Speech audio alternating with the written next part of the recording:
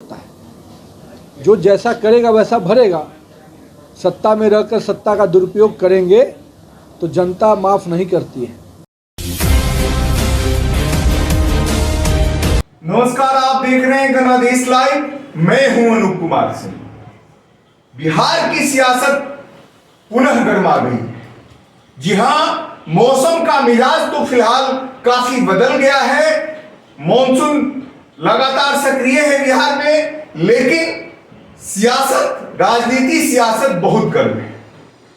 जी हां, हम बात कर रहे हैं राजद के लालू यादव के काफी करीबी नेता भोला यादव पर इनकम टैक्स और सीबीआई का शिकंजा कसा है और जो गिरफ्तारी हुई है दिल्ली से उनके आवास से, इसको लेके बिहार में अटकलों का बाजार गर्म है।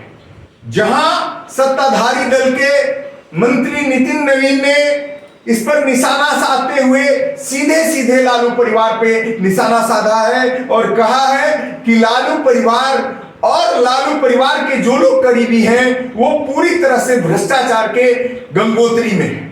जी हां, नितिन नवीन ने बड़ा हमला किया है। इसके अलावे राजद के ही कई नेताओं ने बीजेपी पे हमला बोलते हुए सीधे सीधे कहा कि बीजेपी हमेशा से बिहार में विपक्ष को ईडी और सीबीआई के द्वारा डराने का काम करती है। जी हां, सीधे सीधे केंद्र सरकार पे हमला बोलते हुए आरजेडी के विपक्ष के नेता तेजस्वी यादव और आरजेडी के कई नेताओं ने हमला बोला और कहा कि क्या अब सिर्फ बिहार में ईडी और सीबीआई के द्वारा विपक्ष के नेताओं को, यहां तक कि अपने पार्टनर को भी डराने का काम बीजेपी करेगी। जी हां, लोकसभा चुनाव आते आते क्या यही हथियार का इस्तेमाल किया जाएगा? इसी क्रम में भोला यादव पर निशाना साधा गया है। इसके अलावा कई नेताओं को टारगेट किया जा रहा है। विपक्ष के और कांग्रेस के करीबी पप्पू यादव ने, जन अधिकार पार्टी के प्रमुख पप्पू यादव ने भी बीजेपी पे हमला बोला है। सीधे सीधे पप्पू यादव हमला बोलते हुए कहा कि बीजेपी अब सिर्फ ईडी और सीबीआई के द्वारा ही सरकार बिहार में चलाएगी। देश स्तर में तो सभी विपक्षी पार्टियों को, कांग्रेस को डरा ही रही है। बिहार में इसी के द्वारा, जी हां, सीबीआई और ईडी के द्वारा ही सत्ता चलाई जाएगी। और पप्पू यादव ने सीधे सीधे हमला बोलते हुए कहा है कि घेरा डालो और डेरा डालो, केंद्र सरकार के खिलाफ वो घेरा डालो और डेरा डालो की नीति पर चलेंगे और जल्द ही इसकी शुरुआत करेंगे।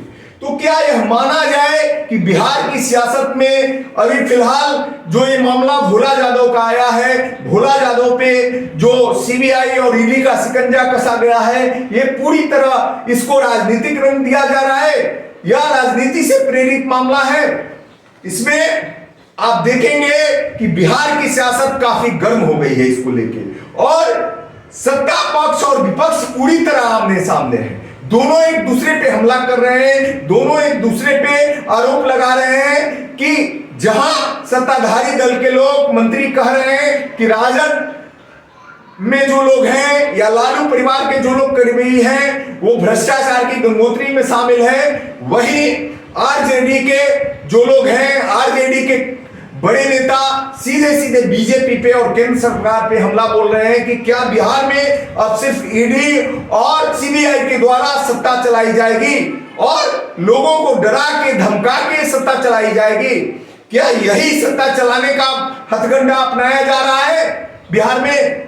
तो आइए देखते हैं पूरी बात कि कैसे बिहार की सियासत पूरी तरह से अभी गर्म है। जो जैसा करेगा वैसा भरेगा। सत्ता में रहकर सत्ता का दुरुपयोग करेंगे तो जनता माफ नहीं करती है और सीबीआई और ईडी उन्हीं के दरवाजे पहुंचती है जो सत्ता का दुरुपयोग करके गरीब जनता का पैसा अपने परिवार और अपने लोगों के लिए यूज करते हैं। तो निश्चित रूप से उनको ईडी का और सीबीआई का छापा तो पड़ेगा।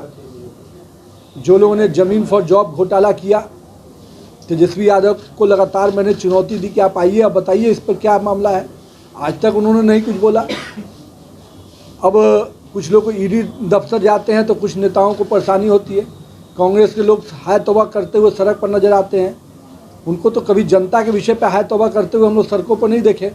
राहुल गांधी पिछले 2 सालों में कभी धरना पर बैठे हैं क्या? लेकिन जब ईडी का मामला आया, घोटाले का मामला आया, तो अब धरना दे रहे हैं, वो भी किस विषय पे? तो घोटाला करेंगे और धरना देंगे तो जनता थोड़ी उसको मानने वाली है। जो घोटाला करेंगे उनको जेल जाना पड़ेगा।